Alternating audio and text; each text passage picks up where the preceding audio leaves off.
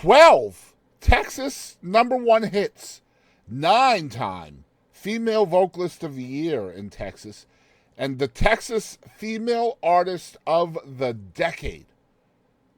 That's just a small tip of the iceberg of the accomplishments of this week's guest, Miss Bri Bagwell. It's time to jam. It's time to mingle. It's time to see what everyone's drinking. It's time to jam. It's time to mingle. It's time to see what everyone's drinking. Until we all lose connection.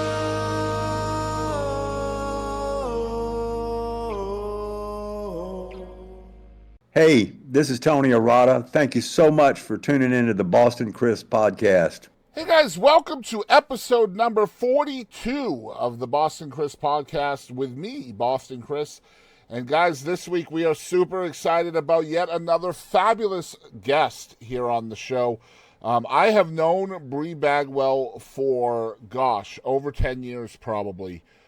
Maybe even longer than that. I'm not sure the first time we ever met. It's been a long time, though. And we're really excited to have Bri on the show today to talk about so much going on in her life. Again, she is one of the busiest artists anywhere on the planet. And just to have her here on the show for an hour or so today was just a super blessing. Thank you, Bri, again. I can't thank you enough. Today we're going to share a couple of live performances from Bri, as well as learning about growing up in Las Cruces, New Mexico. Her first musical experiences playing and singing in her twin brothers band at the age of 14. Her first solo show and career starting in college. In the Austin area, as well as her marketing degree playing a role in her music as well. Some lessons she learned from her mom and dad, the role of Texas within her art, her songwriting process. We really get into the pros and cons of solo writing versus co-writing, lyrics versus melody, her experiences writing on a national publishing deal, being vocal in the studio being important to her, finding fun in the chaos. Really interesting aspect to her world and really focusing on mental health and that being less of a stigma and being able to be more vocal about that publicly. Of course, we're going to talk about her song The Rescue, her dog Whiskey, her dog Whiskey's campaign for president, which was, I don't know why we're not having Whiskey's inauguration day in a few weeks. I don't know. We should. Or rather, really, this episode's coming out on the 24th, so he should already be in. What's going on? And we talk about her tour life, how she played Boston for the first time. Just so much stuff. We talk about her mentoring young artists, especially females in the genre. Her OnlyFans podcast. What's coming up in the future for Bri. Plus so much more. I'm excited to share with you guys this full in-depth episode number 42. With my friend, Bri Bagwell. Let's get into it. Hey guys, episode 42 of the Boston Chris podcast is an old friend. And I mean, it's been a while since Bri and I have hung out together. We've done not one, but two interviews in the past. We did one in Jefferson that you might remember when Sarah and you were hanging out. And prior to that, we were together in, was it Bullard, I think, at the old K.E. Bushman's studio out there was the first time we met, and that was 2017. Whoo, look at us go. Before Yeah. we had the idea that COVID was going to come for us. Yeah, we were all so innocent and pre-masked back then, right? Yep, that's right. Oh, man. Had no idea what was fixing to come down the pike. Man, it's so exciting to catch up with you again because you are legitimately the busiest person in Texas, I feel. So to nail you down for an hour is damn near impossible. Well, we're busier than ever right now because we're building a house and we're doing it pretty much all ourselves. So today we were painting the bathroom ceiling and the utility closet because our appliances are coming in next week. So we gotta get everything ready to load in there. So you just do everything independently, don't you? Well, I have to. It's not always by choice. The house, we were, I think, a little overconfident, and then we were trying to save money, and then it kind of we did all that kind of before COVID, and then now everything's gotten so much more expensive. We wish we would have just told them to just finish it all, but it's been really fun. I mean, I never knew how to do shiplap or flooring or anything, and now YouTube can teach. Yeah, I was just gonna say, thank God for YouTube, right? Exactly. I mean, where would we be without YouTube? Like, just look it up. My kids do that all the time. Well, Dad, you don't know how to do that. There's YouTube. Go check it out. Yeah, it's amazing, and it's I keep saying, like, if Chip and Joanna were drunk, that's it. This is what their house would look like, because everything's a little bit crooked, and we keep calling it charming. Oh, that's character. That's Yeah. charm. Yeah. It's not perfect, but it's gonna be ours. Well, as long as it doesn't turn into the Rose Red house, right? Where they just have hallways going nowhere and doors to nowhere and windows that go, or not windows, but doors that go out into the air. Have you ever seen Right. that house? It's crazy. Well, and we're actually like right inside the city limits, and so we have to get inspections and stuff. So I guess the city will make sure that our house is deemed safe, whether we want them to or not. Yeah, that's when the red tape will come in and you'll really hate the city for a little while. I know. So Bri has sent in a couple of songs for us to share with y'all out there as well, and these came from the pandemic era. The first one I'm going to share with the viewers is As Soon As You, and I love this song because it's like the anti-commitment song, right? Tell us how you wrote this one. Yeah, well, I was kind of searching through some videos to send you, and I came across that one, and we don't play this one in the set anymore. We took it out. We rotate the songs quite frequently. But this was a #1 in Texas, and it kind of just sparked a lot of memories for me, because I'd written this. This was on my 2018 record, and it was just about how I felt back then about not wanting to get married and not wanting to settle down, and how everyone kind of gave me heck about that. And then here I am still, like, I've been together with Paul for 5 years, but we're building a house together. That's my ring, but I still get asked way more than him, when you guys get married? Why aren't you married? Why aren't you have a ring? When are you gonna have kids? And so it just kind of made me laugh going back to that song, because I haven't heard it in a long time, and so it's pretty funny that I still feel that way. I think one of the reasons why I'm such a big fan of your writing is because you write about things that people don't normally think about to write about, right? Like the opposite of commitment. Like you love being in love, you love love and all of that, but you're just not sure of it. You don't trust that process. That's not something you hear in song very often. The same thing with the song "The Rescue." I want to talk about that later, which is again another subject a lot of people don't write about. Don't Tell Daddy, another subject that people don't write about. That's what I love about you, Bri, is like you bring that content to us that nobody else is thinking about, or maybe they do think about it, or they're just not brave enough to put it out there. You know what I mean? Yeah, that's so nice. Or maybe if they have a label that's kind of telling them not to do that, or a bunch of, I know that a lot of my friends have that issue where they kind of have to stay in a certain lane. And right now I don't have management or a record label, so I am just writing and recording the craziest things, like even the new stuff. But I was able to just, I was kind of in between some things. And so with The Rescue, that song's obviously about my dog, but I'd written this song that I loved with my friend Helene Cronin, and Paul was like, hey, why don't you record that? And I was in between things. So we actually did that whole song here in the studio you see behind me. It's our home studio, and Paul played all the instruments on it, including drums and steel guitar. So that was pretty crazy that we found out we could record from home during COVID, but we didn't know we could do it to that extent. Yeah. And so that was exciting. So now we've actually recorded a couple more songs completely here at home. It's not our preferred way, but it works. Well, I love the freedom in your art. I always have, and I'm excited to show everybody As Soon As You. Y'all check it out.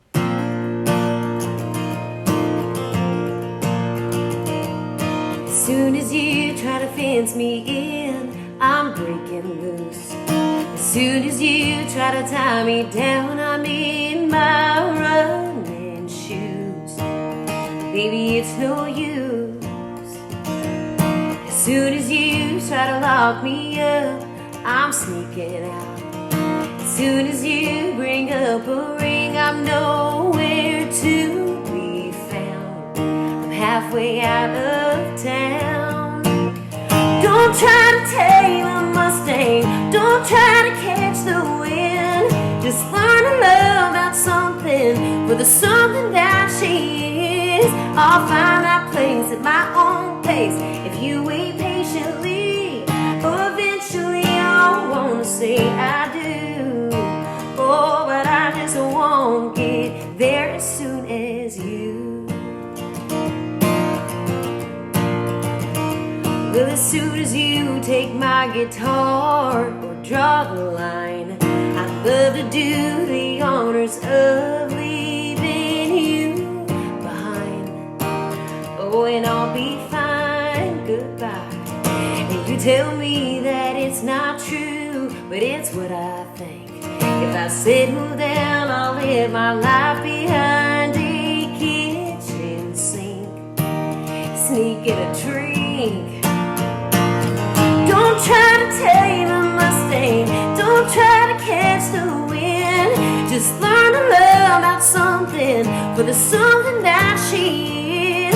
I'll find that place at my own pace. If you wait patiently, eventually I'll wanna say I do.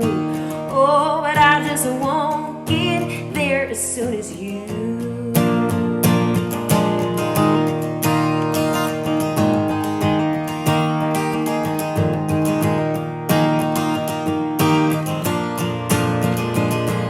Pretend I don't, but I confess I want the aisle and I want the dress. We'll both be crying happy tears if you can wait just 10 more years. And don't try to tame a Mustang. Don't try to catch the wind. Just learn to love that something for the something that she is. I'll find that place at my own pace. If you wait patiently, eventually I'll wanna say I do. Oh, but I just won't get there as soon as you. No, I just won't get there as soon as you.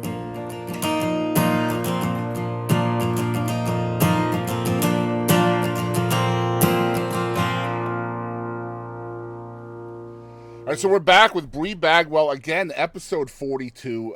So we stopped doing the podcasting thing for a while, Bri, and eventually I just missed, chatting with folks and getting out there and understanding what people are going through. You talked about Helene. Helene's going to be on the show in a month or so, and I'm so excited about talking to her because she is... Really? Yeah. So she is somebody I'm just learning about, and I'm just now going down that rabbit hole of Helene Cronin. She is so good, and she is exactly the reason why I'm so excited to be podcasting again, because I get to learn about new music and stuff, and I really was missing that for a lot of years. But I have an icebreaker question, and it's part of my theme song, so I kind of have to put it in here. What are your favorite drinks right now? Ooh, well, I'm a whiskey girl. You know that. Of course. Yep.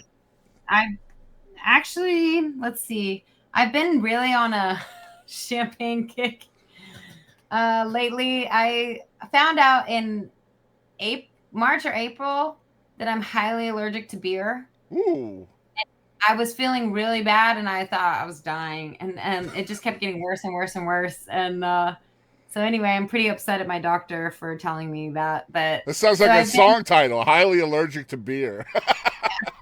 This person, the beer person, the person that writes songs about beer. And so I was really upset about that. So I've been kind of on a, I can drink whiskey, so God still loves me, I think. I'm not allergic to that. But I've been drinking some champagnes the last few days. That's key. It goes with my diet. And I'm trying to, at Christmas, I almost died. I went home to New Mexico, and it was just tamales for every meal and enchiladas and more sugar than I've had in 6 months, which I'm also kind of allergic to sugar. So I'm trying to stay in my lane with my drinks. But I guess it didn't have to be alcohol. I also love sparkling water. And there's like a little cute little tea trailer in Green where I live in New Braunfels. And you can like go in there, and she makes these really customized tea. And she gave me a chocolate mint hot tea that I've been into. I was going to make one before I got on here, but I forgot that I gave away our teapot because I can't make tea till the new teapot comes in. It's so funny how our drink choices change as we get older and not by choice, right? It's always because of medicine or doctors or just your body just doesn't allow it anymore. God, I hate that so much. It's funny, for me, it's been the opposite. I never drank coffee my entire life. I didn't like coffee. Really? 46 years old. I'm 48 now. The last 2 years I've been on such a coffee kick, and it's like living Oh. 30 years in 2 years because I want to try everything now, right? Like, I'm like, okay, I missed out on 30 years of coffee. What's that taste like? What's that taste like? You know what I mean? Yeah. Oh, we're coffee fiends over here, and they have a local roaster here in New Braunfels that we go and pick up from. And but yeah, I can't live without it. I don't know how people do it. I don't either. Not now. I did it for a long time. I must have been miserable. I don't know. But like, you just go to like McDonald's and you don't realize McDonald's has great coffee. Like, and you learn what mocha means and latte and all these words you've always heard but just never really cared for or cared about. Dunkin' Donuts has good coffee too. I will say I prefer Dunkin' coffee over Starbucks. I agree. I agree. And of course, I'm from Massachusetts, so Dunkin' is where it's at anyway. Oh. So. Yeah. So Las Cruces to New Braunfels, we talked about this the first time we chatted. Most people don't realize that you're not actually from Texas. You are the quintessential Texas artist, but you grew up in New Mexico, got here as soon as you could, essentially for school, and even your school choice was musically centric, right? Like, you decided to go to Austin because you knew that there was a music scene there. But really, your musical experiences started in your brother's band at 14. So what was that like, just kind of immersing yourself into the bar scene at such a young age? Yeah, I mean, I started playing in the band with my brothers when I was 14. They were 21. They're 7 years older than me, so we were playing in bars. But they would go, because where I'm from, Las Cruces is only about 45 minutes from El Paso, and that was about as far as people like Pat Green and Corey Morrow and Jason Boland would get. But my brothers would always go watch them. They loved Texas country music, and so I kind of got into it at a young age. And we were covering all of those people too. And then I just was like, I'm going to go to UT. When I got accepted into UT, I'm going to go to Austin where there's a live music scene and all those guys play. And then I also got a business degree and a lot of debt. But but it got me to Texas. So when did you start playing, your guitar and I know you're also on piano. So 14, you're playing in bands, but what was your first experience playing? Yeah, I was playing keyboards back then and singing harmonies, and then I would sing lead every once in a while, but I was kind of just like a side person. I wouldn't say I'm a great keyboardist or anything, but I definitely play piano better than I play guitar.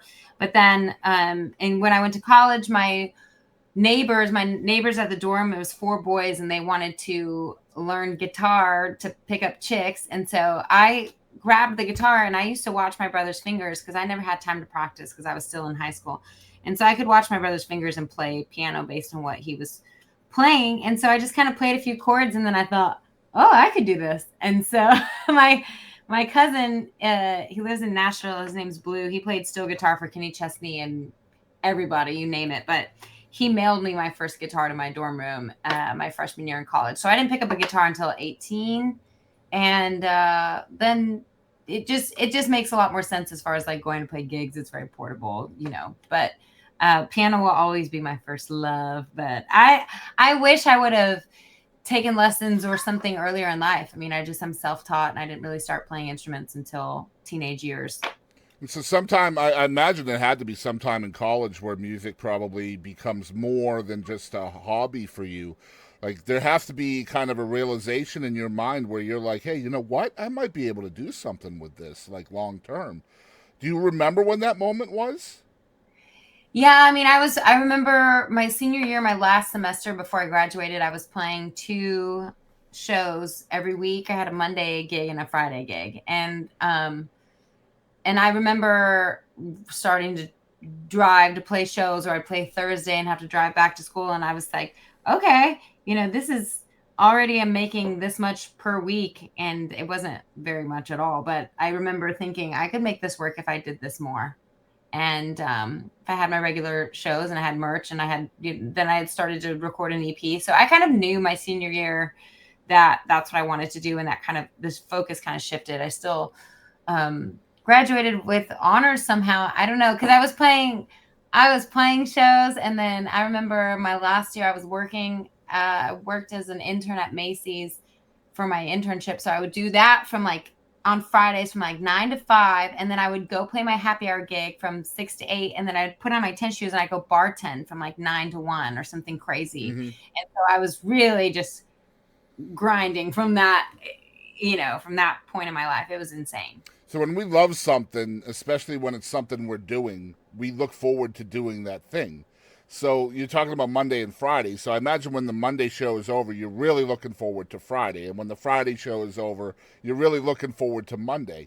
It's kind of the opposite of a real job, right? Quote unquote, real job. Has that changed for you? Because it's been a couple decades since then. You're 100 shows a year, every single year. Does that longing for the next show still exist for you like that? Yeah, I mean, we have about 10 days off or something crazy. My band is all texting right before I got on here, like, we can't wait to be back on stage. We're gonna actually get together to practice this weekend, which is crazy, but we don't really do that a whole lot. And I still feel like the 90 minutes on stage is the easiest part of what I do, and it's what I crave and it's what I love. And even if it's a bad show, it's still not a bad show, but even, if the crowd's light or something, it's still the most fun. Mm-hmm. And I've told myself forever, if there's ever a time that I don't want to get on stage, then that's when I'll hang it up. But after 15 years, there's not a single time where I've been like, I don't want to do this part. Well, they say This is that a the part- bad day of fishing is better than a good day of work, right? That probably applies here, I imagine. Yeah. So what about some lessons that you learned from your mom and dad that still apply to you today?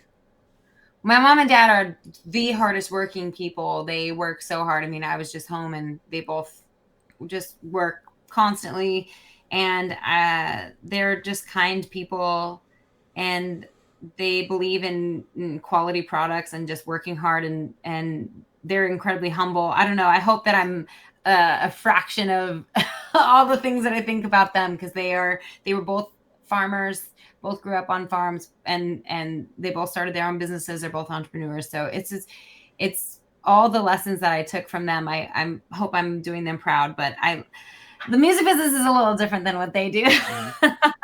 But I think that everyone that meets my parents says that they're kind people. And I think that that's the most important thing for me, is to be kind.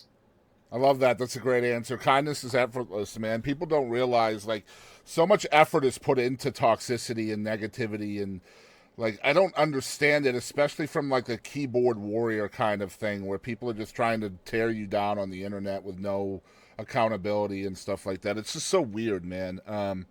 Yeah. It's so much harder to be me, and I agree with that. And it's so strange. And then, I've even had, maybe not my current team as much, but I've had people say, you need to act more like it's almost PC. or no, like not as nice. Like, I think like sometimes people get farther in the music industry if they act like they're bigger than they are, and they kind of have an attitude, and they have an air about them, and that just does not come easy for me. And I'm kind of unable to do that. And whatever, if I'm not super famous, but I'm still feel like I'm a nice person at the end of the day, like, I'm okay with that. Yeah, well, you have to be okay with that, because that's the right way to go. A lot of people are going to feel that way too, and I think that's why a lot of people have that personable relationship with you, even if they've never met you. Like, that shines through.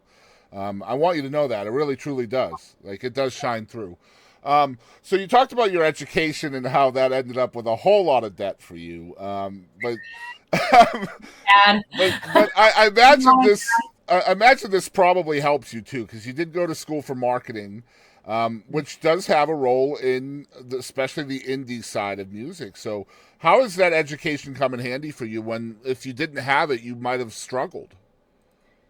I mean, I really think that college kind of prepares you for a lot of things, like especially just working hard and figuring things out, working with a team.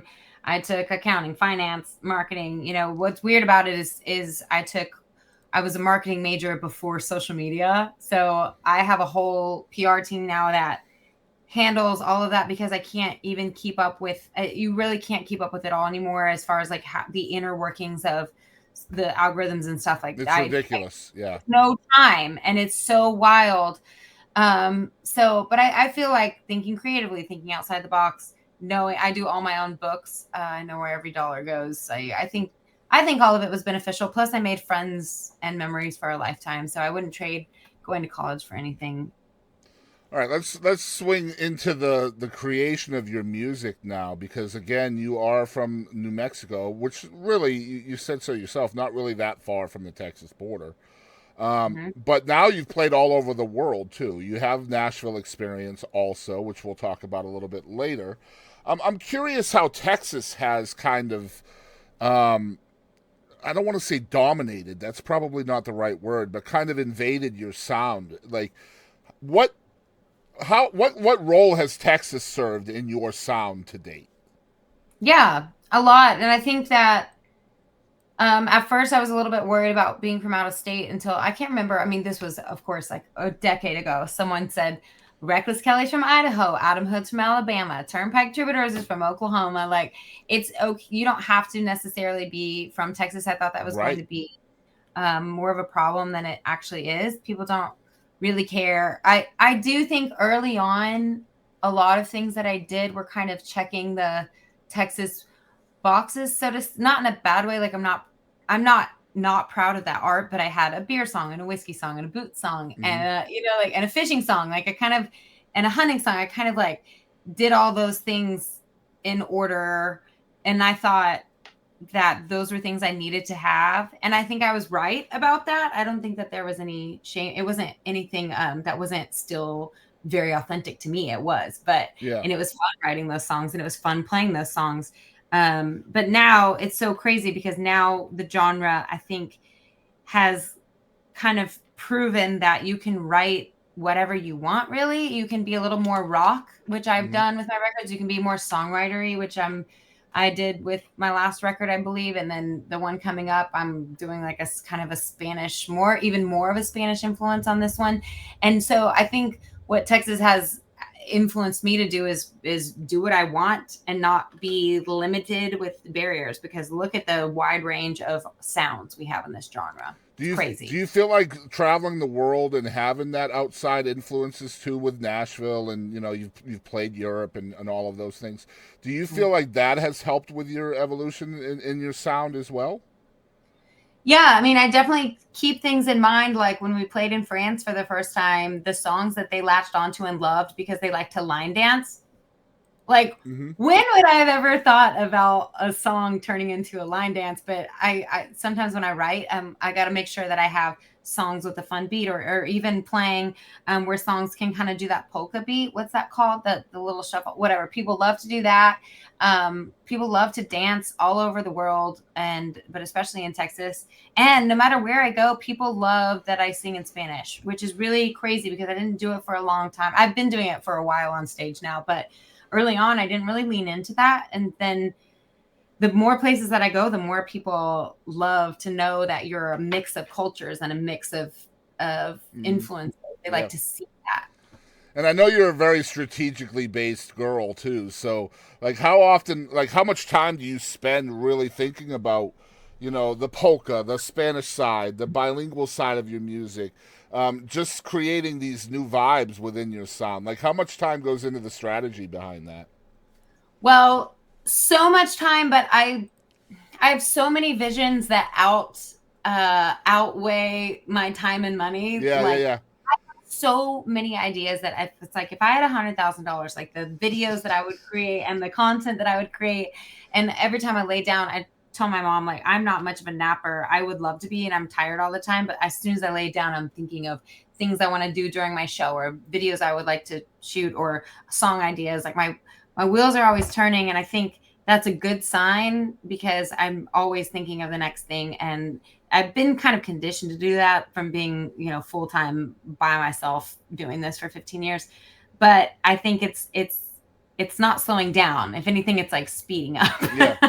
Yeah, I Which feel is like the biggest resource we lack is not necessarily money, but sometimes it's time, right? Just having the time to do all the things you want. Like for me personally, like just doing interviews, I have a wish list of like 600 artists I want to talk to, and wow. I'm doing one a week. So like you do the math, right? That's like 10 years. It's a So lot. Yeah. so it's like, man, I need more time. But like at the same time, I don't want to do two a week, right? So now like I've added a fifth every month, right? So that's cool. I can do one a week and then have a special episode every fourth week or whatever. But even then, I'm still doing 60 a year. It's still going to be 10 years just to get through my initial wish list, right? Yeah, So that's crazy. so sometimes time is your biggest lack of resource and sometimes money, and I'm sure like both of them can work against you at times as well. I definitely want to dig into your songwriting too, a lot more, because I know that's really important to you as an artist is writing, and I know you solo write, I know you co-write, so I wanted to hear you talk about kind of the benefits and maybe the lack of benefits, pros and cons, if you will, of writing solo versus having a co-write.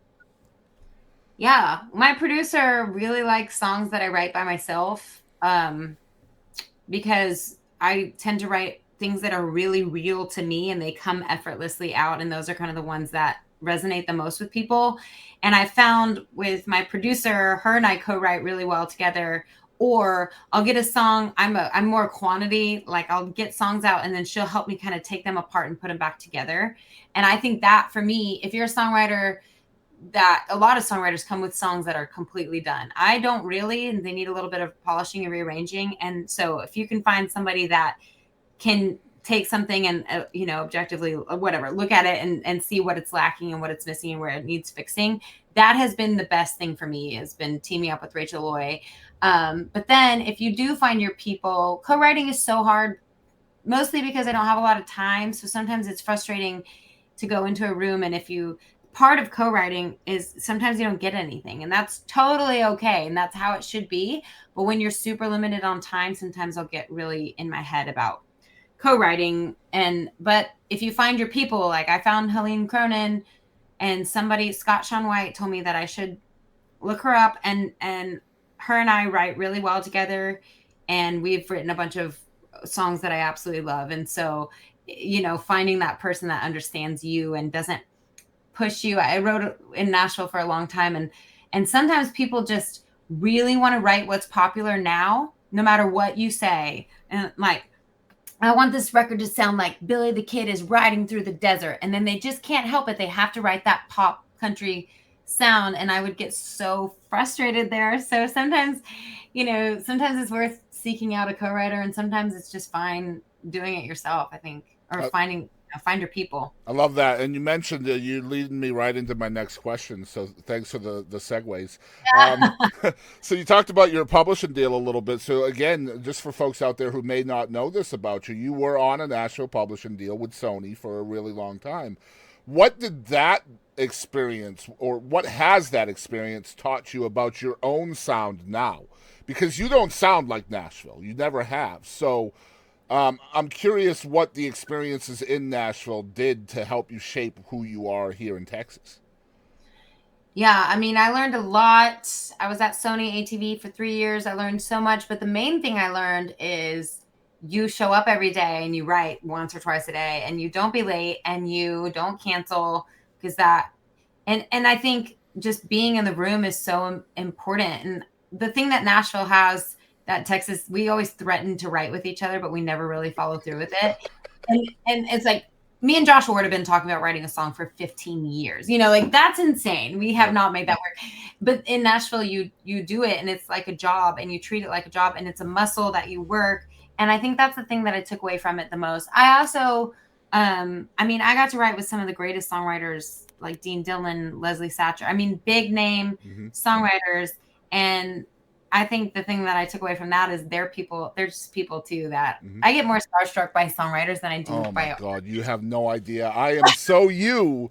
Oh man, I am the Wizard of Oz guy, right? Like I'm like, let's tear back the curtain. I want to know where the song came from, not necessarily the voice that made me hear it, but the brain that created it, right? And I want people to know the name of the brain more than the name of the voice. And so That's why, like, I've talked to Marla Cannon Goodman this year on the Oh, show. yeah, cool. And of course, Bernie Nelson's another one, and Marty Dotson and Mark Narmore. Like, this is my season right now, so it's so dope. I got Buddy Cannon coming on the show in a couple of months. Good job. Thank you. Yes, I'm so stoked about that, by the way. But yeah, it's all about getting into the brain of the music. Bobby Braddock's going to be on the show. I know you know who Bobby Braddock is. Yeah. Yeah, never wrote with Bobby. That's amazing, though. Yeah, I'm so excited, but it's so dope. And you talked about Scott Sean White. He's been on the show, another fabulous songwriter in Texas that people need to know more about. So lyrics versus melody, where does it start for you from the process side of things? Mine have always kind of come at the same time. It's super weird. I wish sometimes people give me lyrics and say, can you turn this into a song? And that is so tough for me. I bet there's a lot of people that are really good at that. I'm not. I kind of have to have them both flow out at the same time. And even when I'm in the shower driving or something, I'm usually doing the melody and the words at the same time. Are you hearing melodic structure in conversation sometimes? I don't know about that as much as whenever I'm writing, I'm definitely thinking of the line that's going to rhyme with it while I'm writing. So while I'm writing line 1, I'm thinking about line 3, and while I'm writing line 2, I'm thinking about line 4. I'm always thinking of structure while I'm writing. Maybe not But as only much. while you're writing, but not like in just real life. You're in Walmart. You're not thinking of that kind of stuff, right? No, I mean, I don't know. I feel like I'm always thinking about songs. That's probably a lie. I told my podcast producer the other day, and it really resonated with him. He had no idea that this was even possible, but I can write while I'm on stage. I can write another song in my head while I'm playing a different song. Wow, that's insane. That's actually cool. But yeah, I've talked to songwriters where literally, like, they'll be at a baseball game and they're creating a score for the baseball game while they're watching the game. Like, it's just incredible stuff, man. I drink to do that. What did you say? I drink too much to do that. I'm like finding the wine bar at the baseball. Yeah. So the opposite side of songwriting is, I feel, studio work, right? Because you create the song and now you have to make it come to life.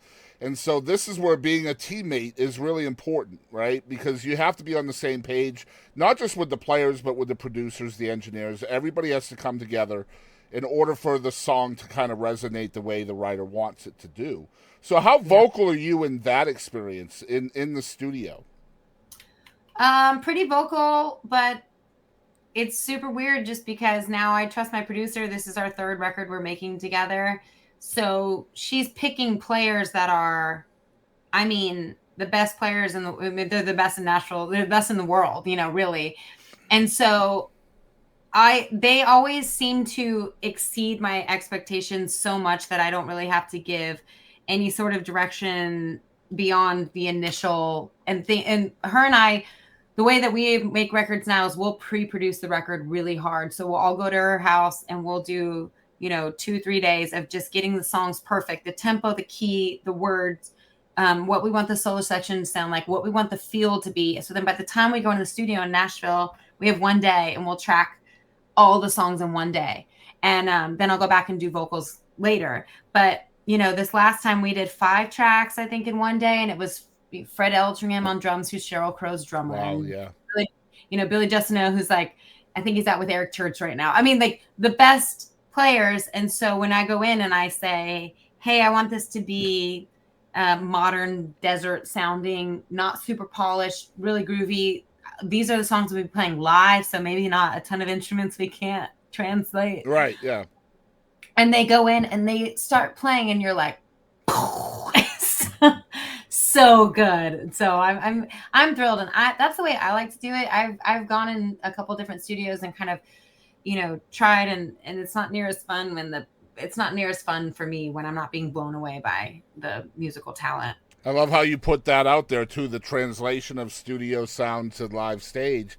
That is really, really important to artists, and I think a lot of people lose sight of that. Like, if you're going to put a mandolin into your song and you don't have that in your band, and then the mandolin is kind of the feature of that song, then it's not going to resonate. It's like if you don't have a fiddle in the band and you play Amarillo by Morning in the studio. Like, it's not going to work live.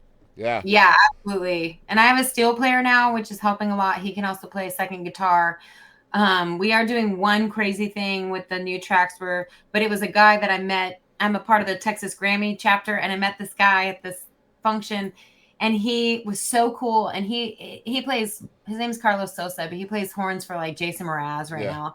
And so I kind of reached out to him. He's gonna put some horns on one track, and maybe only on like half of it. It's gonna be like a moment. But that will be something that for me was worth it, even though I can't do that live. Like, I want that person that I know that's my friend, and he's kind of doing me a favor price wise too. So it's like, that'll be really fun. But I don't do that very often, and so I kind of keep that in my back pocket. But people don't realize how much strategy is involved in just putting together music. It's really fun to talk about. Man, you know, we talked earlier about how dang busy you are all the time, which is just such a blessing that you're here with us today. I can't thank you enough for that, and your friendship over the years as well. But I know that you managed to find fun in the chaos as well. I don't know how you do it. Because I don't know how you're able to, because, all right, let me explain. Like, from my perspective, I feel like when I'm on camera in front of a microphone, I have to be an extrovert, right? Like, being an introverted interviewer is not going to work for me at all. I have to take chances. But when I'm not in front of this microphone, I am one of the most introverted people you will ever meet. Like, I just shy away from people. I imagine it's like that for you as well, right? Like, being on stage, you're a different person than when you're just chilling somewhere. So do you have to schedule, almost like internally schedule that me time in order for you to kind of re-energize your mental health? Yeah, I mean, we got home from Christmas, which is a lot of people, a lot of things, and I lied to like 10 people and said I had a private party last night that I had to play so I could stay home by myself. Because I'll feel the pressure to go out or go, you know, and if I know I don't want to and don't need to, I will just white lie and turn off all my lights. Well, not just that, but if you go to a show, then you have to explain to everybody else why you didn't go to their show and you picked this one over that. And like, I know how that is as well. And then, of course, you're Bri Bagwell, so somebody's going to document that you were there, right? So, like... It's the thing that's been getting me lately. I always have a thing that's been getting me lately, but this one is that they'll come talk to me during a show, and then I get anxiety because everyone's looking at me like I'm the person talking, and I'm not talking. And it was because someone tweeted not too long ago, Bri Bagwell's talking at this show, and it was not my fault. And so now I have just anxiety that that's happening at every show, even though that's not, you know, it's loud or whatever. But and then two, you're having to yell to talk, which is not good for my voice. If I'm in the middle of a giant recording project right now, like a side project, we don't have to get into that. But it's like I need my vocal cords at all times, and then if I'm going and I'm drinking and it's just not, it's not good for my mental health, like you say. And it's crazy because that's not something we could talk about 10 years ago. I feel like now I feel like it's like, hey, I'm socially tapped out. And my best friends are like, yes, girl, stay home. Like, we get it. I think it's important to talk about because, like, you know, at the end of the day, again, you're Bri Bagwell and people are going to look up to you. A lot of people look up to you. And so being able to be honest, not just with your fans and the people that look up to you, but with yourself, I think is so important as an example. You know what I mean? Totally. And there's no shame in that. You know, there's like, we think about it a lot, Paul and I, about what has changed. And I think because of social media, everyone knows everything about you. They know everything about my dog. They know everything about my house. They know everything. So there are absolutely zero boundaries with some people, not with everybody, but with some people, there are no boundaries. And I had given my tour manager the night off, and it was Paul and I Acoustic. And I was like, we got this, just go home. Cause we were going to be gone for 23 days straight. So I said, go home, pack, rest. We go do the show by ourselves, and it was insane. I didn't have her as a buffer. And by the time I left that show, Paul and I both were like almost shaking because it was, no one would let us walk. No one would let us set up. No one would let us. I mean, it was so wild. So you kind of have to, and by the time the show came, I was so frazzled and people were knocking on the RV, you know, like things. I would never do that to somebody. I would never knock on somebody's door. And then it was just really weird. So we have to make sure that we're still creating healthy boundaries, and that's hard to do, but it's easier when you have a team around you to Yeah, and that has nothing to do with feeling entitled either. That's 100% to do with just being human. Like, yeah. wanting your personal space when you're a public persona at times is not entitlement. That is just wanting to be human, right? And I mean, people just need to do better, man. They just need to do better. Yeah, I can't imagine going to somebody's personal RV and banging on. Yeah. Or that was so shocking to me.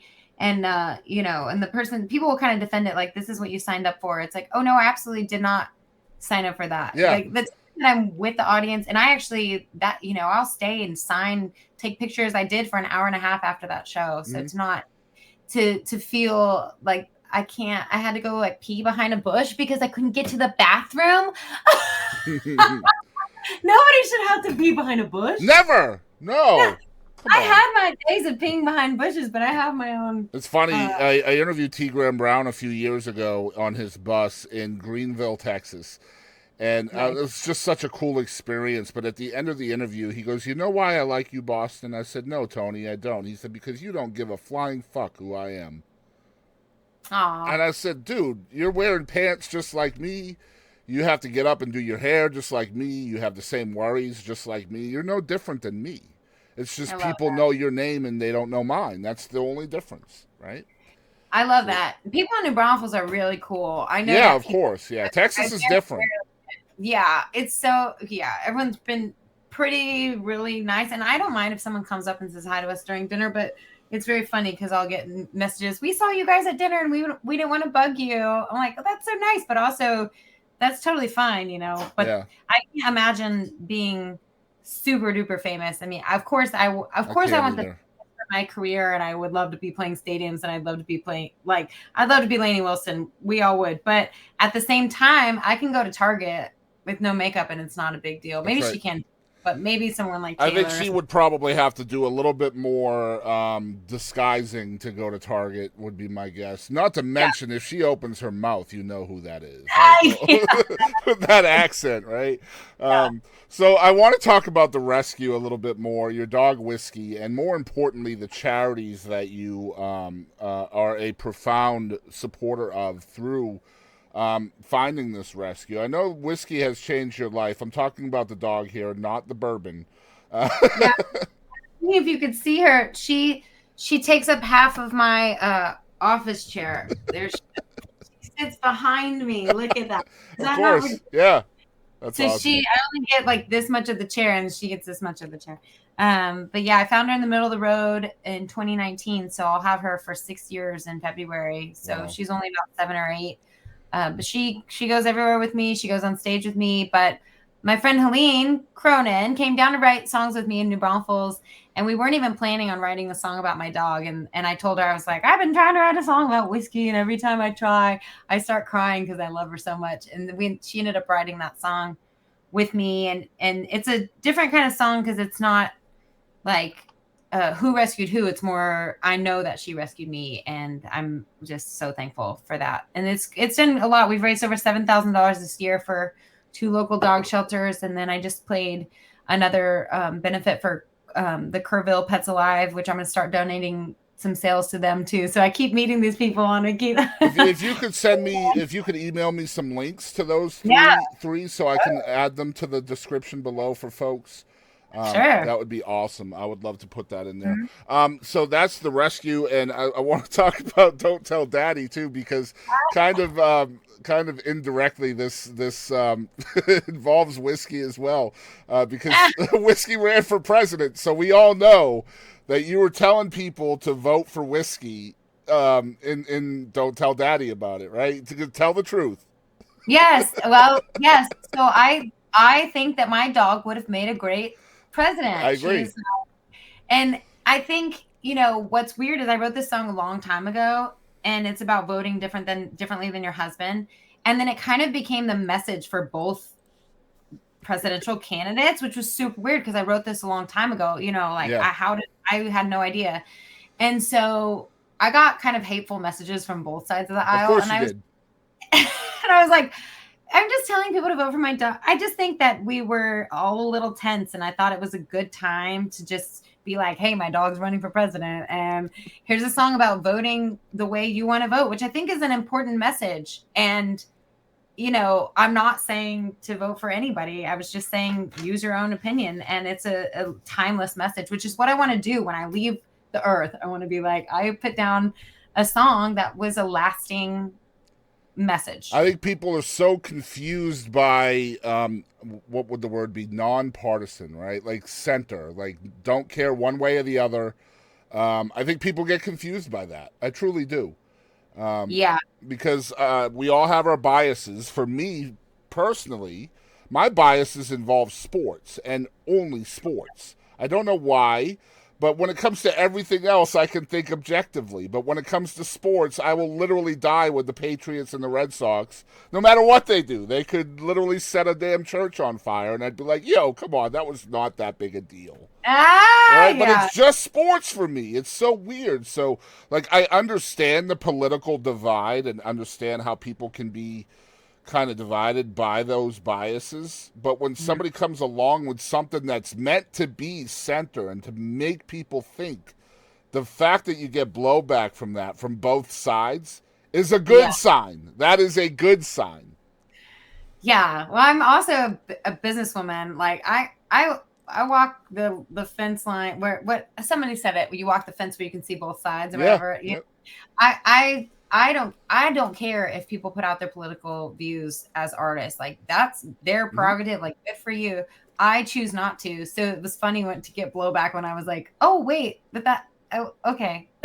So I didn't say who to vote for here, guys. Like, And I also said to vote for my dog. Yep. And she look how cute she is. She would make a great I president. wrote her in. I'm not gonna lie. I know. She got 3 votes. Me, you, and her dog dad. Her dog dad, that's right. So I noticed, I'd be remiss without saying this. Like I said, my nickname is Boston Chris. So I am originally from Boston. And I know it was a big deal for you recently. You just did a show in Boston for the very first time. I got to say, from being from there, it's not exactly a country hotbed. So to get invited to play up there is humongous in my eyes. That had to be an experience for you, though. What was the crowd like up there? Okay, well, it wasn't super packed, but the people that were there like knew a lot about Texas music and had been to Key West, had been to Steamboat, had been to festivals. They follow the charts. But I had an incredible time in Boston. That city it was amazing. It was beautiful. I haven't got to walk around a lot. I got to walk around by myself a lot before. Everyone was incredibly kind. We got to eat an amazing lunch the next day. So I loved it. And I think I'm going to get to go back. So Nice. they didn't hate me. So I'm going to get to go back maybe in the spring. I was so excited for you, man. I was showing my wife. I was like, Bri's playing in Boston. I love this so much. I should have reached out. That was the run that I did. It was 22 shows in October in 12 different states. Yeah.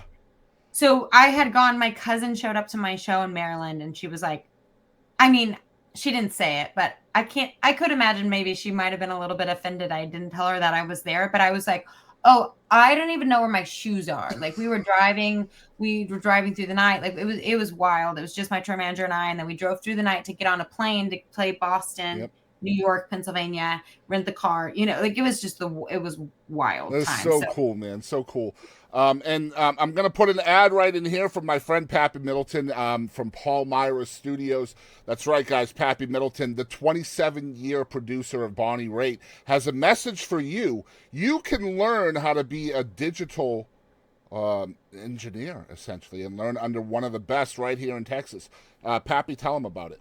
I'm putting it together right now, and I'd love to get it out that any student, I don't care how old you are or what, if your heart lies within this kind of domain of the sound, playing, any of that, I'm gonna start taking one day out of every couple of weeks and invite students in for a very small charge.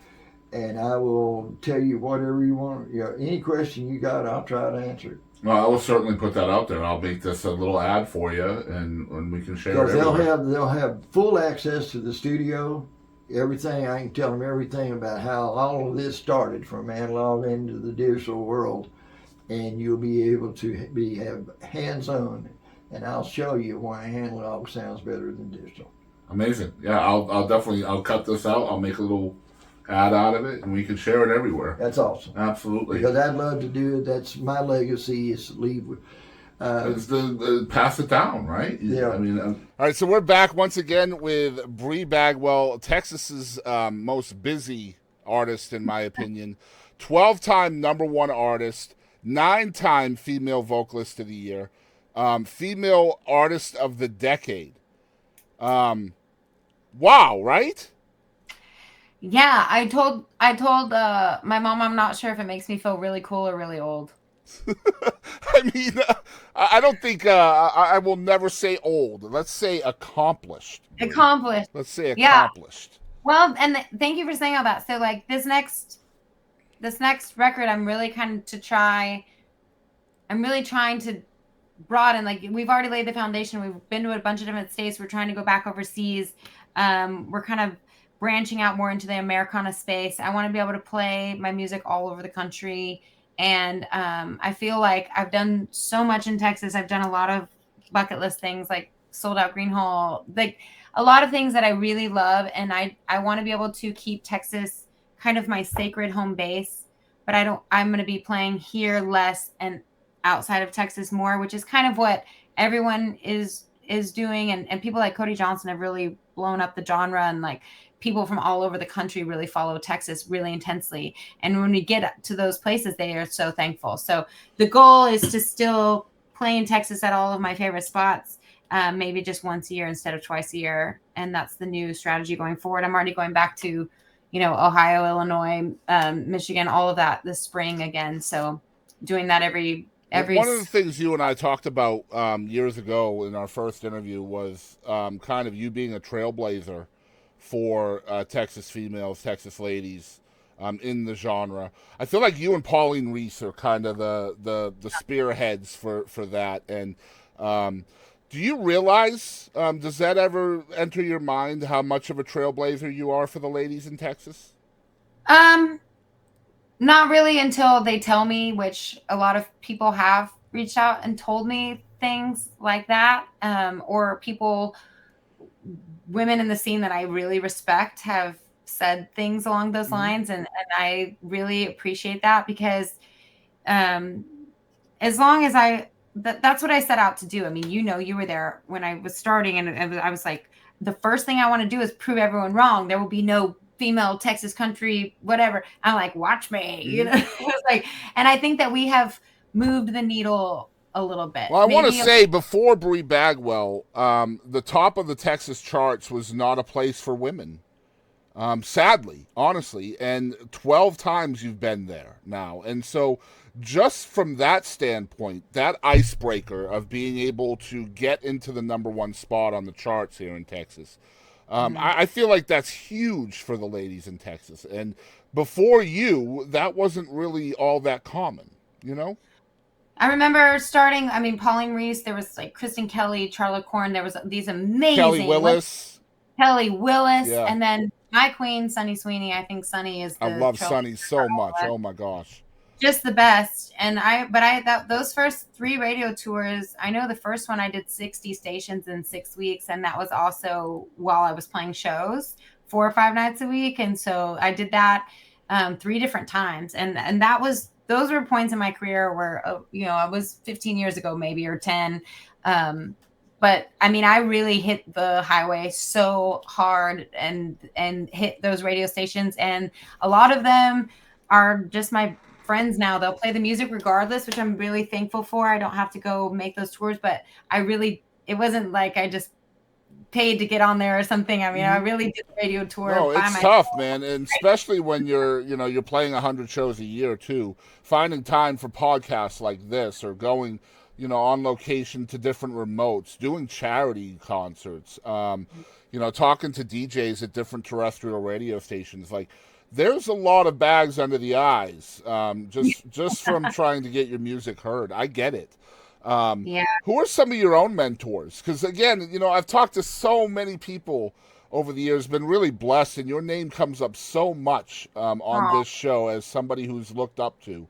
So who does Bri look up to? Who did you look up to coming into this genre? Yeah, I mean, I've already mentioned Sunny Sweeney, but I think that people are like, I think she's the hardest working human being. She's so smart, she's so talented and brave, and she checks on me all the time. I just love her for that. She's kind. I love Bonnie Bishop, was maybe one of the first Oh my people gosh. see, and I can call her a friend too now, which is strange. And I just took her writing class. She teaches this kind of writing class that if you should reach out to her if you're interested in something like that, because it really changed my life. So Bonnie Bishop and Sunny Sweeney are probably my two heroes. I love that. They're so hard to nail down for interviews too. I have not interviewed either one of them, and I have tried and tried and tried, and will continue trying, by the way. Well, I'll drop a word for you if I can. I appreciate it, man. Yeah, Sunny is actually from Longview, where I lived for a really, really long time. And I always felt like I was getting geographic bias because, like, you know how it is, man. The hometowns always kind of turn their back on artists, which is so weird to me. Like, I don't get it, but Yeah, that's so weird to me too, because mine is so supportive. I got well, lucky, now I but- live in Golden, Texas, where Casey Musgraves is from, and it's Right. the same thing here. Like, it's so weird, man. It's so weird. I know. I wonder if it's like you got out and I didn't, or something. It might be, perhaps. I don't know. But there's like, I feel like there's a love-hate relationship between an artist and their hometown, and it shouldn't be that way. I don't know. It's strange. So we're talking about podcasting, and I think the genesis of podcasting, you and I talked a little bit about it in Jefferson, that you were thinking about doing something. And I was like, oh my gosh, like with your contacts and your personality, I was like, it would be so perfect. So when I saw OnlyVans for the first time, I was like, she did it. I'm so happy. Tell us about OnlyVans and why this is important to you. I mean, because this is more time that you're giving to something other than touring. So tell us about it. Yeah, well, the only way that I could ever do a podcast is if someone else does everything for me. Yeah. The deal. My tour manager, he was my former tour manager, Tom Chesson, Kyle Garrett. He's a musician as well. He's incredible, but he produces Texas Toast podcasts. And so he said, I'll do it all. You just have to, I do a lot of research and get the guests and stuff scheduled. But it's been really amazing. We're, I guess, our third year, maybe. Wow. Oh my gosh. So crazy. Texas Toast is amazing too, by the way. Y'all check that out. Great podcast. So Kyle does all the social media clips for me. He does all the audio editing, all the video editing. He coordinates all the sponsorships. He does all of that. So kudos to him. And then I just kind of show up. But it's been really fun because it was a personal investment for me for a long time until we started getting some advertisers. And now it's like, okay, cool. This thing actually worked. And what was really exciting is I got a call from John Dixon. We're doing 4 live tapings at Steamboat Music Fest this year. Oh my gosh. So, which is crazy because we usually do them live, and also I only do them for 30 minutes, and these are going to be an hour long. So I've been taking notes from you because you're so effortlessly good at keeping people talking. Oh, thank you so much. It's very fun though. It's fun. It's just me talking in my van to my friends, and now we have the RV. I bought my dog an RV, so now it's out of there. But well, I feel like podcasting is so much fun because it starts off as an interview. It never ends as an interview, ever, ever, ever. It's always two friends talking by the end of the hour, right? So with you, it's different because we've been friends for a while, but like we started as friends today, we'll end as friends today, but we're learning a little bit about each other always, and that's what's awesome about podcasting because then we're inviting people in to learn as well, right? Yeah, well, and I think as artists, I mean, I enjoy this kinds of conversation with you. We do so much especially we still do a lot of print stuff when we go to new places, and so I'm constantly doing, where are you from? How'd you get started? What did you grow up listening to? Which I like to talk about too, but I can almost do those just in my sleep. That's puff. That's what I call fluff, man. Like, and that's okay. Like if you're trying to get through 10 or 15 minutes with somebody, the fluff is what you're looking for, just to write kind of a baseline about somebody, and that's print media. It's also terrestrial radio. What was it that I told Rico Gonzalez? We just had Kinfo on. Oh, I love him. Oh, they're so awesome. But he was like, "Tell me in one word, in one line, what your podcast is about." I was like, "Well, most people do TikTok interviews. I do National Geographic interviews." Yeah, that's great. I love that. Yeah. I don't even know what mine is really. We just interviewed a guy that owns a winery in Fredericksburg, and that was fascinating. But I have to interview Dale Brisby at Steamboat, and I'm like, why do I ask Dale freaking Brisby? Man, yeah, it's like it's tough, man. Like, it's tough not to fangirl, right? Sometimes, like, especially when you're talking to your friends, right? Like I said earlier, Buddy Cannon. Like, I'm blown away that guy I'm gonna get to ask him questions. Like, what a blessing. So not to fangirl for an hour is gonna be so difficult. But Yeah, but I'm sure, like, and I'm glad that you're spotlighting songwriters because they're so cool. And I was around a lot of them and starstruck by a lot of them, and they're just the greatest people. I mean, like, Dean Dillon's just the coolest, most down to earth human being, and they deserve the spotlight as much as the I would artists. love to talk to Dean. He's really hard to get in touch with. Same reason he's uber busy, and I get it. But someday, I hope I'll keep reaching out. Anyway, we're to the second song. And the song you shared with us is "If You Were a Cowboy." Tell us a little bit about this one. Yeah, well, we were just in New Mexico. We filmed this music video in New Mexico, and I started laughing because every time I'm on a horse in a music video, I'm in slow motion because I don't know what I'm doing as much as my family is very, very into, farming and ranching. So I kind of was the black sheep that picked up the guitar. But this song, it's almost been in a movie. It's almost been on TV shows. It's almost been, something's gonna happen with this song, but it just hasn't yet. So I kind of picked it, so I'm putting it out there in the universe. There you go. So we're excited to share this with y'all. It's called "If You Were a Cowboy" by the one and only Bri Bagwell. Y'all check it out. Hey y'all, this is Bri Bagwell. Thank you so much for letting me be a part of this. This song is called "If You Were a Cowboy."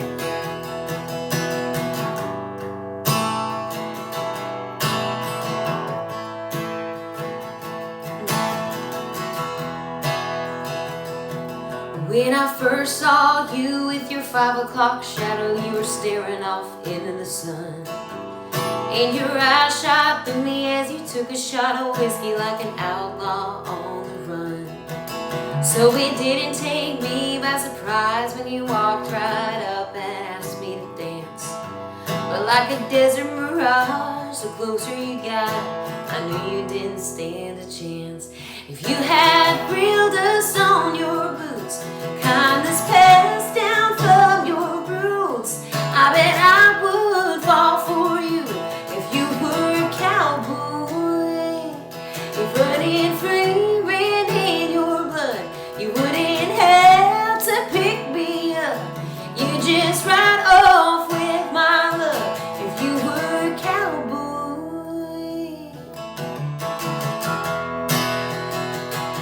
You're just a big city boy wearing turquoise rings and your $100 ripped up jeans, smoking Marlboro lights in the bar every night, thinking that's what grit really means. If you had real dust on your boots, kindness passed down from your roots, I bet I would fall for you if you were a cowboy. Running free, ran in your blood, you wouldn't have to pick me up. You just ride off with my love if you were a cowboy.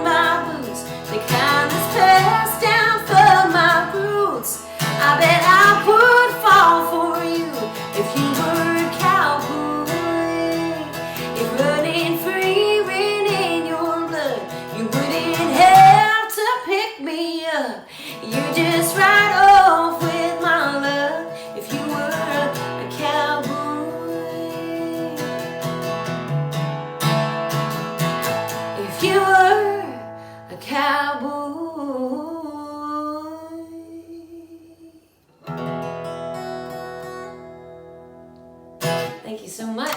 All right, so we're back. It's episode 42. We've come to the fun portion of the show.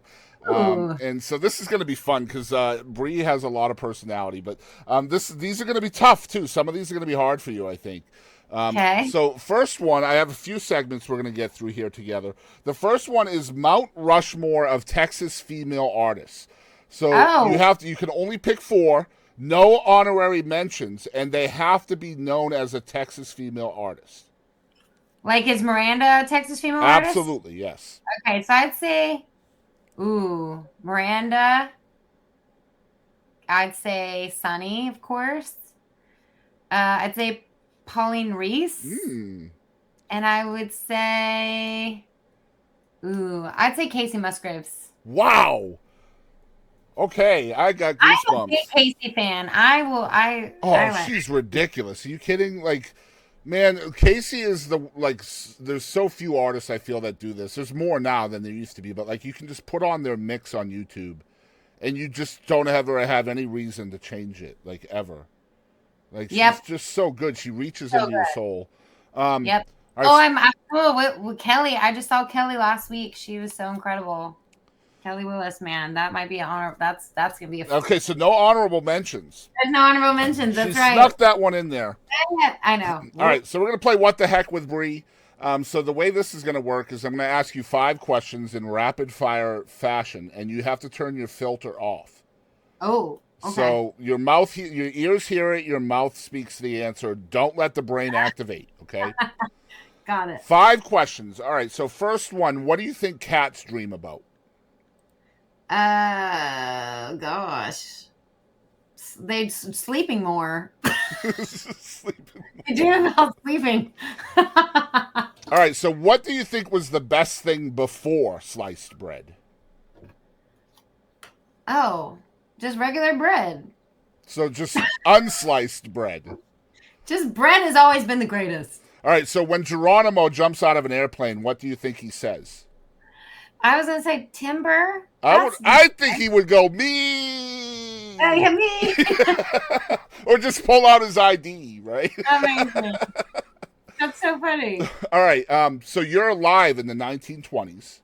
Ooh. All right. And you run into a time traveler with a smartphone and a Nickelback ringtone comes on. What's your reaction? Oh no. She said, oh no. It's not bad. Oh, that is so good. It's not my favorite, but it's fine. All right. Last one. No. Have you ever used your phone's flashlight to try to find your phone that you lost? I'm not that old. No. I'm old, but I'm not that old. It's like the old question, if your glasses are on your forehead, how long do you look for your glasses before you realize they're on your forehead? All right, that's What the Heck with Bri Bagwell. Awesome. All right, so this is a new segment that I'm just starting with you. So you'll be my first guinea pig for this. And I think this is going to be a cool thing, too. So there is one artist in the world right now that you want the entire world to know about, other than you. Who is it? Oh, well, I mean, I feel like this is lame, but I'm gonna say Wilder Blue. That's my boyfriend's band, and everyone in the world is finding out about them. But I think they just went on tour. Luke Combs took them on tour this summer, which is pretty cool. But my boyfriend Paul Eason and Zane Williams started that band together, and they are incredible. And it's a live show like you've never seen. I mean, it's Eagles harmonies, and it's incredible musicianship and Zane Williams songwriting. It's really great. Yeah, if you don't know anything about Zane Williams alone, like I remember him taking the 10 random words and creating songs out of them back in the day. You remember that? Yeah, Jane and Jill came from that. Yeah. Which is wild. That's one of my favorite with Zane Williams songs. He's a living legend. Like people should absolutely. I love your answer. All right, so another segment. This is my professional wrestling question. Okay. Who do you think you are? Who is Bri Bagwell? Oh, like a Buff Bagwell name? There's already been a professional wrestler. There was Buff Bagwell. Marcus Bagwell. That's right. Really? That's his real name. Yeah, Marcus Bagwell. I had no idea. Yeah, he was a about- Chippendales dancer. Yeah. Okay. So I'm like, I call myself a New Texican. So like, if I could be New Mexico and Texas, like maybe wearing a Zorro mask with like a serape wrestling outfit, like New Texican Bagwell or something like that. That's what I would be. Can you give a wrestling promo? That's the real question. Can I you know. get mean? No. Be like, maybe if I just said it really quietly in Spanish, like ten cuidado, which is like be careful. Oh my god. That's my wrestling. The best promo I ever heard in wrestling with one word. It was Bray Wyatt, and he just went to the microphone and he went, "Run." Run. I was like, okay, sold. That was good. All right, so you got a couple last things just to wrap up. You have 6 new songs on the agenda for 2025. Yes. So I'm assuming the way you put it to me in email that you have 6 new songs, and you didn't say EP. So I'm assuming these are coming out as singles, like one after the other. Yeah, I haven't done it that way, kind of out of stubbornness because I'm an old soul and I still like to put out records. But I'm just gonna do what my team says. They're smart, and I pay them a lot of money to be smart, and so I'm gonna put them out as singles, kind of one right after the other, and then hopefully next spring go record 5 more, and then I'll have a full album, tie it together with a bow, and then I'll have an full album next, winter or something. I think That's the goal. I think that's the smart way of doing content now too, unless it's like a conception album, right? Like if you're doing a conception album where literally the story moves from one to the next song, then yeah, it probably makes sense to let people binge it all at once. But like even our streaming choices for like film and TV are changing the binge nature of things. So like they're putting things out one episode at a time again, like it was when we grew up. You know what I mean? Right. So- Right. Yeah. And I have, these songs aren't necessarily super related. I really, with my last record, it was kind of a concept-ish album, not really, but I wanted it to look a certain way and sound a certain way and have a cohesiveness to it. And I knew that might be the last time that I do that for a while. And so I got to do that. And I'm so thankful that I did. I love that record. I wouldn't change anything about it. And so now it's like, all right, well, now let's get into the single thing. And a couple of them were recorded at different studios. One was recorded right here. One was recorded at Green Studios with AJ Vallejo, which I'm excited about. And then 4 more were recorded with Rachel Loy in Nashville. So, they're not 4 of them are, and it's the same one as Don't Tell Daddy. So Don't Tell Daddy will be eventually a part of that record. Well, I have a live show every Tuesday. I call it Tuesday that we do on Twitch. And so I will make dang sure that your songs are played every time they come out. So anytime you want to come on and talk about one of those songs, let me know. It's we usually have a special guest every week for like 15 minutes just to kind of feature a song. Tuesday's a great day for me. Yeah, I know. That's why I did it. Like, I'm like, okay, Yeah. we're going to do this on Tuesdays. Most people are available. And then when I found out that Christmas and New Year's Eve were both on Tuesday this year, I was like, God dang it. Come on. But I've managed to find people for it, so it was all good. Rumors of an acoustic record has been, you've been talking about this for a few months now. Is it going to happen? Yes, it is going to happen. Kind of like not a greatest hits. I don't know what to call it, but I know what I'm going to call it, actually. I have a line in a song that says a different kind of heat. And I think I'm going to call the record a different kind of heat. And it's going to be acoustic songs that we record. Once we move out of here into our new house, we'll record it all in our new studio. And so I'm pretty excited about that. We've been every spare minute we work on the house until it goes dark, and then we come in here and we're kind of working on a couple of things in the studio and then until we get tired, and then we'll eat dinner, drink some wine, and then I'll answer emails until I go to sleep. So that's been what it's been like for the last 6 to 8 months. And so I'm really ready to get a couple things done, and then we get back on the road crazy. So what's the ETA for the acoustic, do you think? Ooh, I don't know. We should make an ETA so it makes us do it. What go. about next Christmas? So 1 year. 1 year. Write it down, Bri. All right. Acoustic record. I'm going to put it on his to-do list. That means you got to put a Christmas song on there too, That's right. I have a whole Christmas EP that I'd like to re-release with more songs on it. So we'll get on it. Nice. So social medias, if people are somehow hearing about you for the first time, first of all, where the hell are you living? Second of all, where would you send those folks to follow you? Where's the best place to support you? Yes, well, I'm in New Braunfels, Texas, and that's where I'm going to be for a long time. But Bri, Bri Bagwell, and on Instagram, Facebook, you name it. My team is making TikToks for me. I had my first viral TikTok. Congrats. Thank you, with the Little Mermaid song. Whatever works. And so I'm on that too. But also, if there's a Bri Bagwell, can I just say, if there's a Bri Bagwell talking to you and asking you to buy a T-shirt and asking you for money, do not send it. That's right. There's more fake me's every day than I can keep up with. So there's only, you'll be able to tell which ones are really, really me. I have a video also out there on my YouTube to teach people how to combat the T-shirt scammers. So maybe you should check that video out, Bri. You might. Oh, I'll go watch that tonight. Yeah, I will link it to you when we're done. That way. Oh my gosh. Yeah, it's a cool little trick that actually works. I have it on my page, and I never see those scammers ever. So. Wow, good for you. My friend, she sent me a picture, and I just I could not believe she bought it, and it was so hilarious. It said Brianna Bagwell, which is my full name, and then it said best ever. And it's funny. They're actually not. They're not violating TOS. Really? Really? Because she actually got the product, Yep. which is what was weird. Exactly She right. actually Yep. got the T-shirt. Yeah, As long as they supply what's being offered, it's not a scam.